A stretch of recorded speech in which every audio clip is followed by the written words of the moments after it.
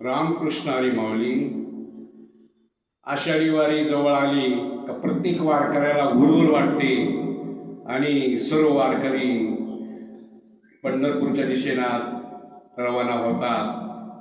परंतु इतर ठिकाणी आपल्याला आमंत्रण द्यावं लागतं आणि त्या आमंत्रणानुसार आपण जातो. परंतु इथं कुणालाही आमंत्रण नाही, परंतु प्रत्येकाला जीवामध्ये हुरहुर वाटते. आपल्या माहेरा म्हणजे पंढरपूरला जाण्यासाठी हुरहुर लागते.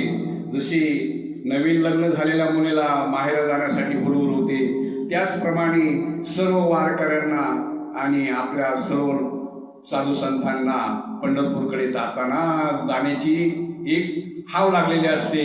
त्याचप्रमाणे पूर्वी वारकरी पंढरपूरच्या दिशेला जात होते आणि जाता जाता गंगाखेड गावामधून जात होते.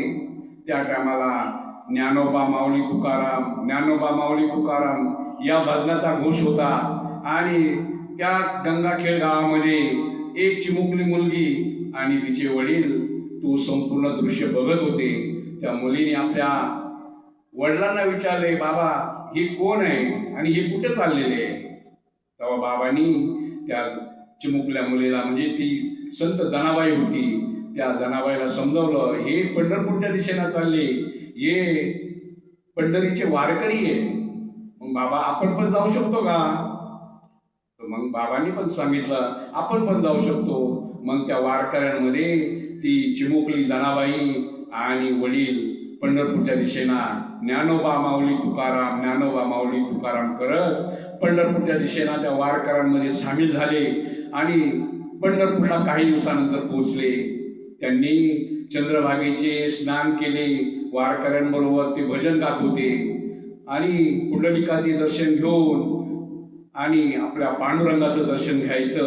तर त्यावेळेस त्या पांडुरंगाचं संपूर्ण दर्शन घेतल्यानंतर इतकं तिचं मन तिथं रमलं गेलं का तिथून बाहेर जाऊशी वाटेना, या पंढरपूरमधून बाहेर जाऊशी वाटेना. मग दर्शन झाल्यानंतर ती बाहेर येते रावळाच्या आणि बाबांना सांगते, बाबा मी या विठ्ठलाच्या सानिध्यामध्ये राहते, माझा इथून पुढे जाऊशी वाटत नाही. त्यावेळेस बाबांनी समजलं, पोरी तू लहान आहे, तुला कसं जमेल इथे राहायला एकटीला? नाही बाबा मी राहणार.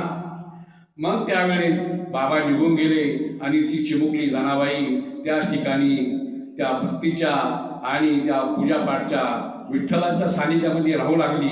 पुढे नंतर तिची आणि वाळवंटामध्ये नामदेव महाराजांची भेट झाली. नामदेवानी संपूर्ण तिचा परिचय विचारला आणि नामदेवानी परिचय विचारल्यानंतर नामदेवानी सांगितलं, तू एकटी इकडे राहू नको, आमच्या घरामध्ये चाल, आमच्या इथं काम कर आणि देवपूजा पण कर. त्या टायमाला संत जनाबाई नामदेवाच्या घरी 14 माणसांचं संपूर्ण काम करायची, दळण दळायची, गौऱ्या गोळा करून आणायच्या, धुणं धुवायची. एवढं करून पांडुरंगाचं दर्शन पूजापाठ करायची. पांडुरंगाचं इतकं जीवाचं नातं लागून गेलं होतं, जसं मायलेकराचं नातं त्याचप्रमाणे जनाबाईचं पांडुरंगाचं नातं जडलं होतं. त्या टायमाला झाड लोटकरी जडी केर भरी चक्रपाणी त्याप्रमाणे दळायला मदत करायचा. बाकीचे कामं करू लागायला सुद्धा पांडुरंग मदत करायचा. इतका भक्तीचा लळा लागून गेला होता त्या जनाबाईला. मग त्या जनाबाईनी या पांडुरंगावरती कोणी विठ्ठल म्हणतं, कोणी विठाई म्हणतं, कोणी विठू माऊली म्हणतं, तर तिला तो अभंग कसा रचला बघा.